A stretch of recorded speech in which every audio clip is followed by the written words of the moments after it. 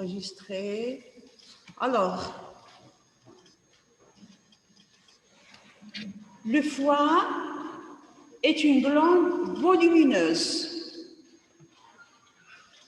est une glande aussi annexe, comme le pancréas, annexe à quoi? Au tube digestif, assurant la sécrétion de la bile et un très grand nombre de fonctions biochimiques indispensables à la vie.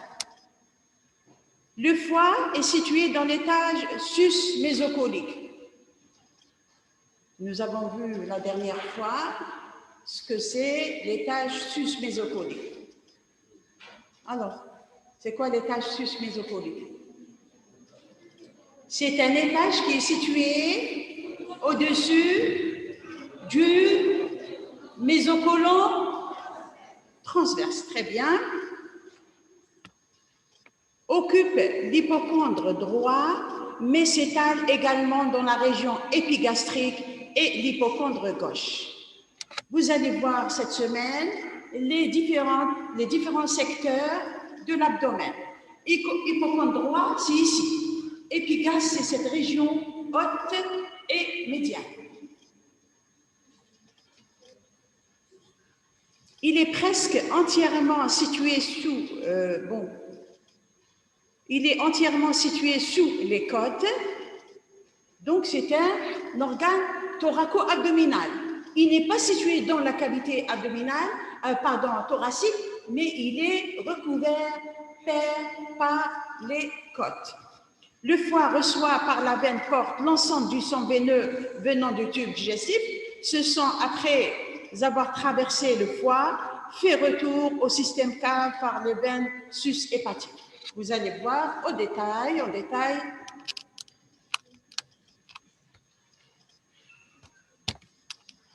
Nous avons la forme et dimension. Moi, j'ai dessiné à peu près une petite forme sur le tableau.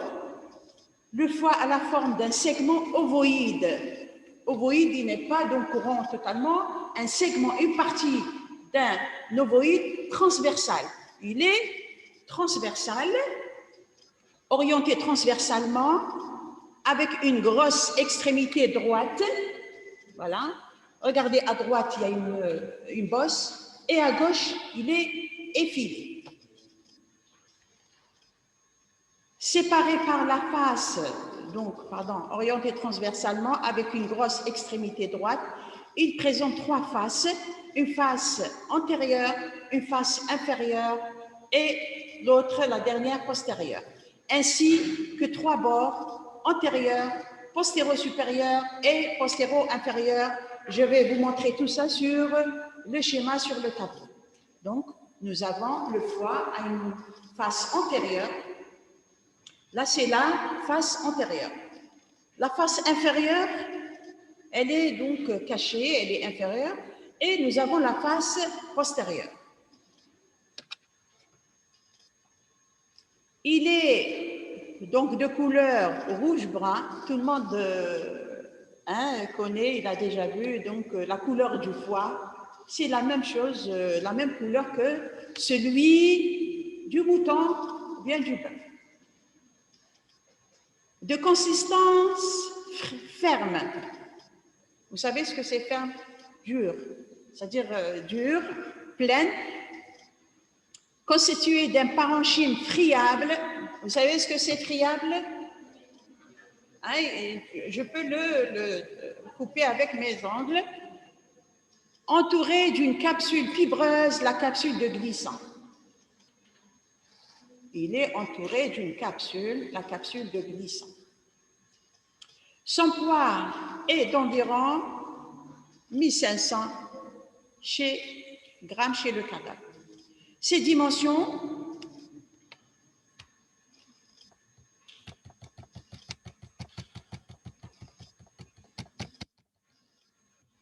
alors regardez sa longueur. Quand je dis la longueur, il y a la longueur qui va du côté droit au côté gauche.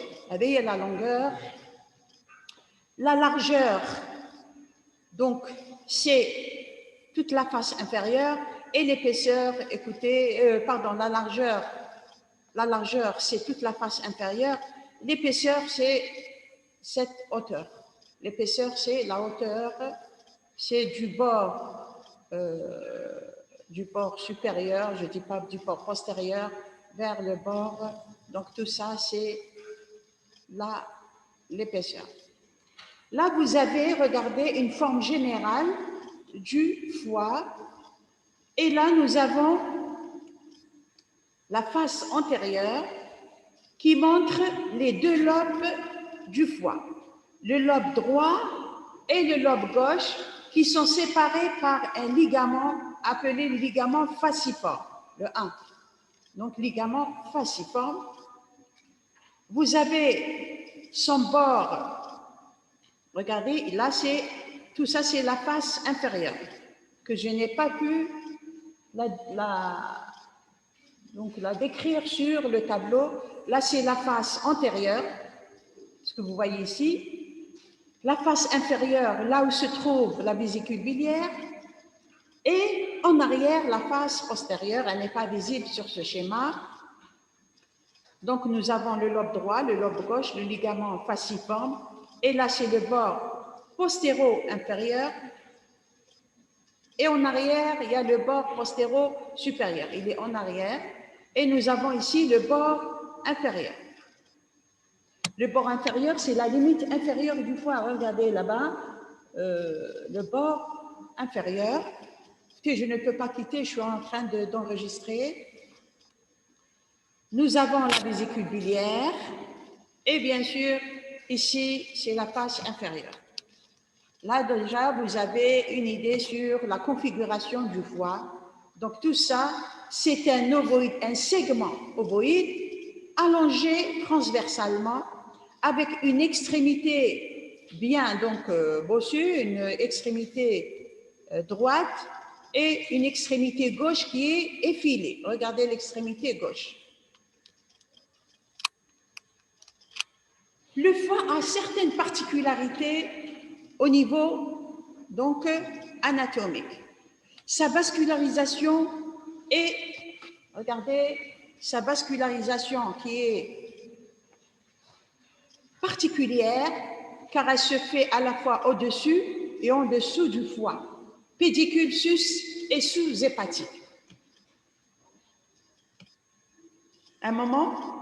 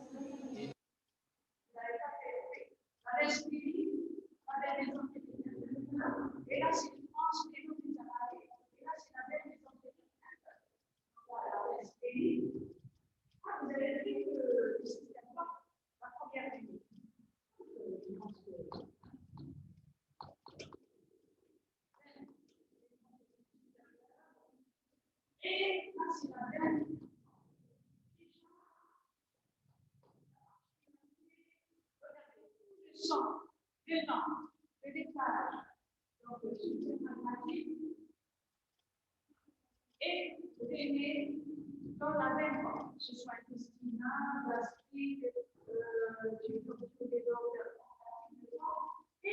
ne faut pas oublier, si ce sang, le sang qui est drainé arrive au niveau du foie et à son tour, il est drainé par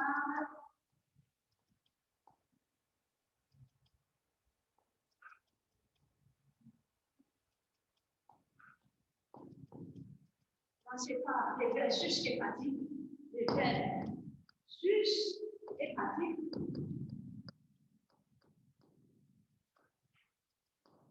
Qui se draine dans quelle veine ici? Elle, vous voyez, le sang, comment il arrive au niveau du cœur. Le sang provenant du tube digestif et cutané. Donc, à travers ces veines, la veine porte. Après, dans la veine porte, ce sont passe dans les veines suspépatiques et on part dans la veine cave inférieure.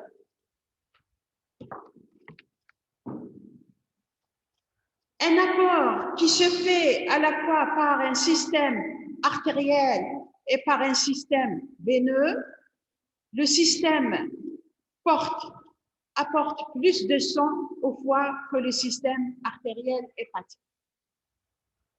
Bien sûr, regardez le système porte, le volume du sang qui arrive au niveau du système porte, c'est un volume donc important qui provient des onces grêles, du côlon, de la rate, du pancréas, donc du duodénum, de l'estomac.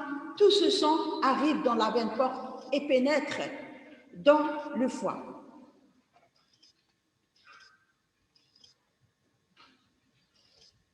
Un apport qui se fait à la fois par un système artériel et par un système veineux. Et on a dit que le système veineux est plus important. Le foie possède un propre appareil excréteur correspondant aux voies biliaires qui permettent l'excrétion de la bile. Je ne sais pas si vous avez compris. L'appareil excréteur, c'est-à-dire le foie comme le pancréas a son appareil excréteur. Descend par quel conduit? Le pancréas. Deux conduits, de rhizome et de centrome. La même chose, le foie aussi a son appareil excréteur. Ce sont des canaux intrabiliaires et qui se terminent par deux canaux intrabiliaires.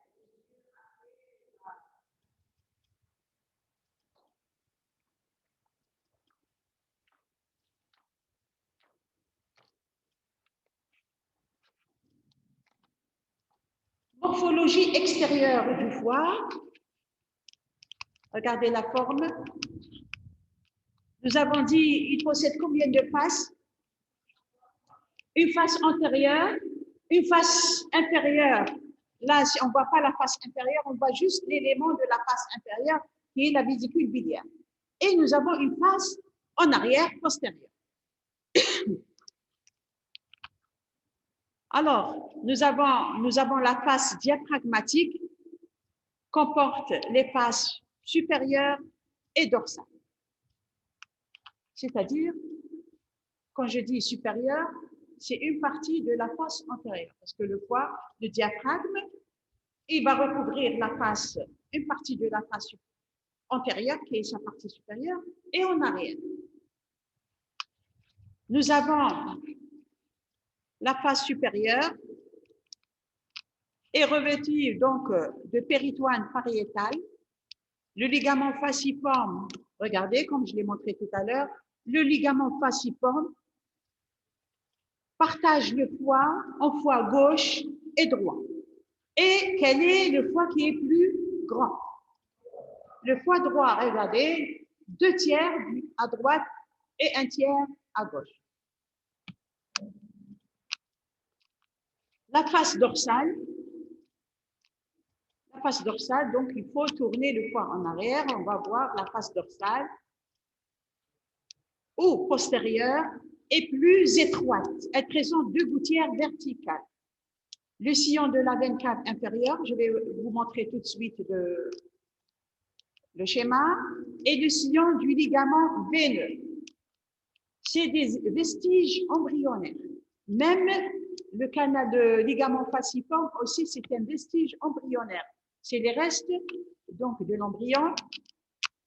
Le sillon du ligament veineux, canal veineux d'Arantus, qui donc à l'état embryonnaire réunit la veine porte à la veine cave inférieure et s'oblitère à la naissance. Vous savez ce que c'est s'oblitère? Il se ferme, il n'a plus de rôle. Une fois après la naissance, il devient les vaisseaux, c'est-à-dire veines ou artères, s'oblitèrent, se ferment et deviennent des ligaments. Entre ces deux gouttières se trouve le lobe codé ou le lobe de Spiegel. Je vous montre. Regardez, qu'est-ce que je viens de dire. Là, tout ça, c'est la face dorsale. Regardez. Cette face dorsale, nous avons donc ici l'empreinte de la veine cave inférieure. Et là, c'est oui, c'est quel canal? Veineux, le sillon veineux. Regardez, le sillon veineux. Qu'est-ce qu'on a dit pour le sillon veineux? Le sillon du ligament veineux, c'est le canal veineux d'Arantus. Voilà. Voilà. Et entre les deux, entre la gouttière de la veine cave inférieure et le sillon du ligament veineux, il existe un lobe appelé le lobe. Écoutez, c'est important, vous allez le voir, le lobe codé. Vous allez le voir, le revoir quand je vous fais la segmentation hépatique. C'est le lobe codé, ou bien aussi le lobe de Spiegel. Égal, vous notez le lobe de segment 1. Vous notez égal segment 1. Vous notez, écoutez, vous n'allez pas me demander qu'est-ce que c'est. Moi, je ne l'ai pas noté exprès. Vous allez le revoir, mais il faut noter pour faire la liaison entre la segmentation et la configuration. Non, nous avons le lobe codé. Alors, il est situé entre quoi et quoi, le lobe codé? Ou bien le lobe de Spiegel, ou bien le segment 1. C'est entre, regardez, la gouttière de la veine cave inférieure, à droite, oui ou non? Et à gauche, c'est le sillon du ligament veineux. La face inférieure, on voit ici une partie de la face inférieure, oui ou non? Vous voyez bien? Qu'est-ce qu'on a dit pour la face dorsale? Qu'est-ce qu'on a dit pour la face dorsale? Elle est étroite, oui ou non? Regardez, cette face dorsale, elle est étroite. Et là, c'est la face inférieure. Avec la face inférieure. La face inférieure est très importante. Pourquoi la face inférieure? Là où arrive le pédicule hépatique, que ce soit la veine porte, l'artère hépatique, ou bien les éléments excréteurs des canaux qui en sortent à ce niveau, et vous avez la vésicule biliaire en scène. Alors, la face inférieure, à la face inférieure, on retrouve le île hépatique. Le île hépatique. Cette partie. La veine porte. Regardez ici le île hépatique. C'est la zone d'entrée du pédicule hépatique. Le île hépatique, il y a plusieurs sillons. Le lit vésiculaire, c'est-à-dire à droite le lit vésiculaire. Là, si j'enlève la vésicule, ça devient une fossette vésiculaire, c'est-à-dire le lit vésiculaire, là où se loge la vésicule biliaire. À droite, dans le sillon postéro, donc antéro-postérieur, le sillon ombilical, regardez, à gauche, le sillon ombilical. Il est donc le sillon ombilical, il est antéro-postérieur gauche, il est à gauche. Pourquoi antéro-postérieur? Il vient donc de l'antérieur vers le postérieur et qui se poursuit en arrière par le sillon d'Arantus. Le sillon d'Arantus, donc le sillon ombilical qui se poursuit en arrière par le sillon du ligament veineux. Ces reliefs permettent de reconnaître au poids 4 lobes. Citez-moi les lobes qu'on vient de citer. 3. Le lobe gauche, le lobe droit, le lobe codé. Un quatrième, il est là, c'est le lobe carré. C'est entre les deux sillons, le lit vésiculaire et le sillon ombilical. Nous allons le voir, le lobe droit, le lobe carré, le lobe gauche et le lobe codé. Le lobe droit, il est là, le lobe droit. Hein? Il est clair. Le lobe droit. Il y a des questions à poser? Le lobe droit, à droite de quel élément? Du ligament falciforme. Le lobe gauche, à gauche du ligament falciforme. Voilà, regardez. Le lobe droit, c'est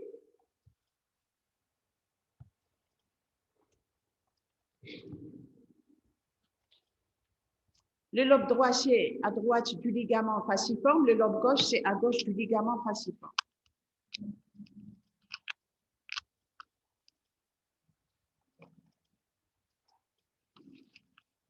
Nous avons donc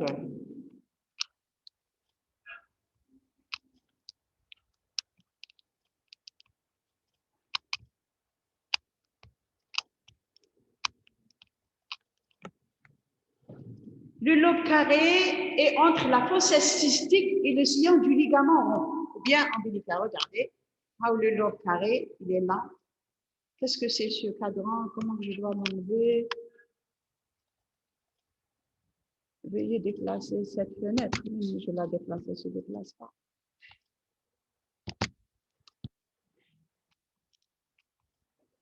Donc ici, nous avons le lobe carré. Alors, le lobe carré, c'est entre le lit vésiculaire à droite et le sillon ombilical, ou bien du ligament rond. Le lobe caudé, j'ai expliqué. La face postérieure est verticale. Bien sûr, la face postérieure est verticale, elle est en arrière. La face postérieure est verticale et répond en arrière à la veine cave inférieure. Le ligament falciforme descend sur la face postérieure en s'écartant vers les extrémités du foie. Il prend le nom de ligament coronaire à gauche. Donc, coronaire à gauche de la veine cave. Donc, à gauche de la veine cave se trouve le lobe caudé. Bon. Alors, je vous montre qu'est-ce que c'est le ligament coronaire. Je vous montre. Regardez, c'est le ligament falciforme. Pardon, le ligament falciforme, il est là, sur la face antérieure. Qu'est-ce qu'il fait en arrière? Il s'élargit, oui ou non? Il devient ligament coronaire. À droite, il devient ligament coronaire triangulaire droit. Et à gauche, ligament triangulaire gauche. Je répète, je ne sais pas si vous avez compris. Je répète pour une dernière fois. Le ligament falciforme, qui est sur la face antérieure. En arrière, qu'est-ce qu'il fait, ce ligament falciforme? Il est là, sur cette face antérieure, en le ligament falciforme. Il divise le droit en le droit et le gauche. Le droit est plus important. Qu'est-ce qu'il fait? Alors, à l'intérieur, en arrière, il s'élargit et prend le nom de ligament coronaire. Et ce ligament coronaire, regardez, à gauche devient ligament triangulaire gauche et à droite, ligament triangulaire droit. Les moyens de fixité, bien sûr, le foie est maintenu dans la loge sous-phrénique. C'est quoi la loge sous-phrénique? Sous le diaphragme. La loge sous-phrénique droite par un ensemble d'éléments qui l'unit au diaphragme, à la paroi abdominale antérieure et à l'estomac et au duodénum. On distingue la veine porte. La veine porte aussi, c'est un élément de fixité. Les replis péritonéaux, nous avons le ligament falciforme et le ligament coronaire, et nous avons le petit épiplan, ou bien le petit emmentant. Je répète, les ligaments, donc, les moyens de fixité, vous avez la veine porte, parce que quand même, elle fixe aux différents organes, parce que la veine porte provient des différentes veines, des différents organes. Et aussi le ligament falciforme, parce qu'il est attaché au diaphragme, le ligament falciforme, et en arrière le ligament coronaire. Et aussi le petit omentum. Comment il attache le foie, le petit omentum?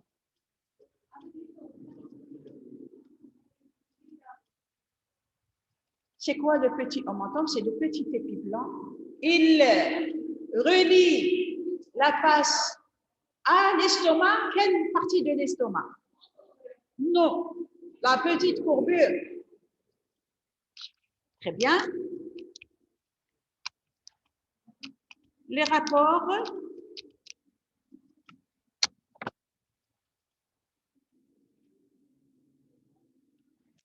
Le foie répond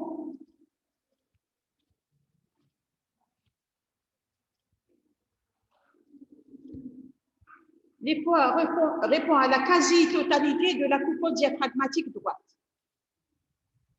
Donc, quand il y a une douleur à ce niveau, il faut penser, bien sûr, au foie. Et après, je vous explique, donc, le côlon, toute la région de l'hypocondre droit. La quasi-totalité de la coupole diaphragmatique droite. Donc,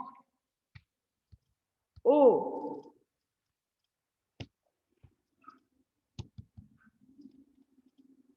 centre phrénique et à une partie de la coupole gauche. Donc, vous voyez que le foie occupe la totalité de l'hypocondre droit et va donc s'épiner jusqu'à donc l'hypocondre gauche. Donc, il surpasse l'épigastre. Donc, il est au contact de l'estomac, oui ou non? Puisque l'estomac, il est donc sur l'épigastre. Le foie, hypocondre, épigastre vers l'hypocondre gauche. Nous avons, il s'enfuit sous le rebord costal qu'il déborde légèrement au niveau de la région épigastrique. Par l'intermédiaire du diaphragme, le foie répond au thorax, bien sûr. Donc au-dessus du diaphragme, nous avons les éléments du diaphragme, les organes du thorax. Quels sont les organes du thorax et bithorax droit? Regardez, c'est écrit à la plèvre droite et au poumon droit et aussi à la masse cardio-péricardique. Pourquoi cardio-péricardique? Parce qu'il va vers, écoutez, vers le gauche. Vers le gauche, c'est la partie donc gauche, partie droite du foie, du cœur. Quelle est la partie droite du cœur? Ce sont écoutez, c'est les atriums qui sont plus à droite. La pointe, elle est à gauche. La face dorsale, c'est le diaphragme. Regardez, il y a un beau schéma qui montre. La face dorsale, nous avons le diaphragme et aussi les éléments qui sont rétropéritonéaux. Quels sont les éléments rétropéritonéaux? Nous avons le rein. Quel rein? Gauche ou droit? Droit, c'est surtout le droit. Écoutez, en arrière, le foie n'arrive pas jusqu'au hypocondre gauche. Donc, nous avons le rein, le diaphragme, le pôle supérieur du rein droit et la surrénale droite. Donc, tout ce qui est droit en arrière. Nous avons les gros vaisseaux médians. Les gros vaisseaux médians, à savoir l'aorte abdominale, à gauche ou à droite? L'aorte abdominale. À gauche et la veine cave inférieure à droite. Écoutez, c'est important, je peux très bien poser cette question qui n'a rien à voir avec... Écoutez, c'est une question très simple, mais ça peut donc tomber. L'œsophage abdominal. L'œsophage abdominal. Est-ce que l'œsophage abdominal passe en arrière du foie ou en avant? Alors, pour l'eau face dorsale. Donc, le foie passe en avant de l'estomac. Quand je dis en avant de l'estomac, il ne faut pas négliger la petite partie de 3 cm de l'œsophage abdominal. Donc, le foie passe en avant. Donc, alors, les éléments en arrière, non seulement le rein droit, la surrénale droite, le diaphragme, les vaisseaux, les gros vaisseaux et aussi l'œsophage abdominal. La face inférieure ou viscérale, écoutez, la face inférieure, le foie Imaginez le foie, il y a une face antérieure, une face dorsale, une face inférieure. La face inférieure repose sur les organes. Quels sont les organes à ce niveau? En arrière, nous avons le rein, nous avons l'empreinte rénale, nous avons l'empreinte colique, duodénale. Donc, tout ça, il y a l'angle colique droit. Il y a aussi le duodénal. Alors, nous avons donc viscéral, c'est-à-dire avec les viscères. Le foie recouvre une grande partie de l'étage sus-mésocolique de l'abdomen, surtout dans la partie droite. Les rapports se font avec presque la totalité des organes sus-mésocoliques. Et la face inférieure, regardez en bas. Et nous avons donc les vaisseaux et les nerfs. La vascularisation hépatique est assurée par un pédicule afférent, c'est-à-dire qui arrive, efférent qui arrive, à savoir le pédicule hépatique, comprenant la veine porte, l'artère hépatique. Vous allez voir en détail le pédicule hépatique. Nous avons un pédicule efférent, ce sont les veines sus-hépatiques. Vous avez compris? Un pédicule afférent, ce sont les vaisseaux qui arrivent au foie, à savoir l'artère hépatique et la veine porte. Et les vaisseaux qui en sortent, à savoir les veines sus-hépatiques. Bon, je ne vais pas détailler afférents l'artère hépatique. Vous avez fait les branches collatérales de l'arc abdominal, l'arc communiqué, l'artère hépatique. D'où provient l'artère hépatique? Directement de l'aorte, par le tronc coronaire stomachique qui va donner. Où je vais mettre la coronaire stomachique? Pardon, le tronc cœliaque, qu'est-ce qu'il va donner? Oui? Très bien. Donc, nous avons l'artère hépatique provenant de l'artère hépatique commune, d'abord commune, issue donc de la trifurcation du tronc cœliaque. Cette artère hépatique commune se divise en deux branches, les artères hépatiques droite et gauche. Vous allez voir en détail. Les veines, la veine porte, bon, résulte. Les veines sus-hépatiques naissent dans le parenchyme hépatique.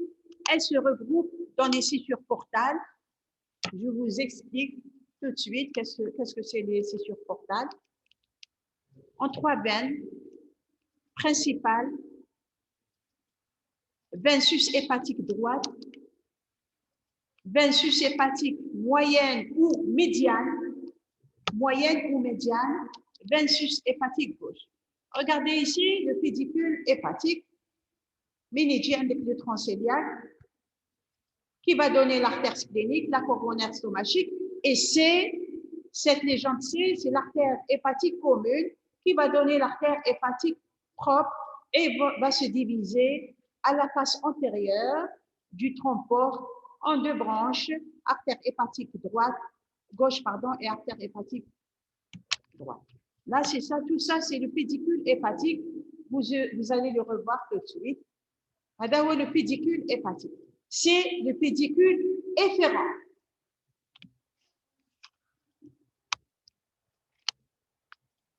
Les lymphatiques, ils sont constitués par deux réseaux. Bon, l'un superficiel, sous-capsulaire, et l'autre, je ne vais pas inciter sur les lymphatiques. Les lymphatiques, peut-être, vous avez fait les lymphatiques de l'estomac. C'est important, les lymphatiques de l'estomac et du bloc duodéno-pancréatique, qui sont divisés en 4 cadrans. Là, les lymphatiques du foie, on ne va pas rentrer dans le détail. Les nerfs, écoutez, c'est surtout les nerfs vagues et le plexus iliaque. Vous allez le voir dans le système nerveux autonome. Qu'est-ce que vous avez donc tiré de cette... Alors, je répète rapidement. Le foie occupe la quasi-totalité de l'hypocondre droit. Bien sûr, il passe au niveau de l'épigaste et par son lobe gauche et l'hypocondre gauche. Le foie présente combien de faces? 3 faces, une face antérieure, une face postérieure et une face inférieure. Eh bien, nous avons le foie présente, je peux dire, 2 pédicules. Un pédicule efférent et un pédicule afférent. Le pédicule efférent, c'est la veine porte, c'est l'artère hépatique et aussi les voies biliaires, si je peux ajouter. Et le pédicule efférent, c'est les veines sus-hépatiques. Je vais peut-être donc faire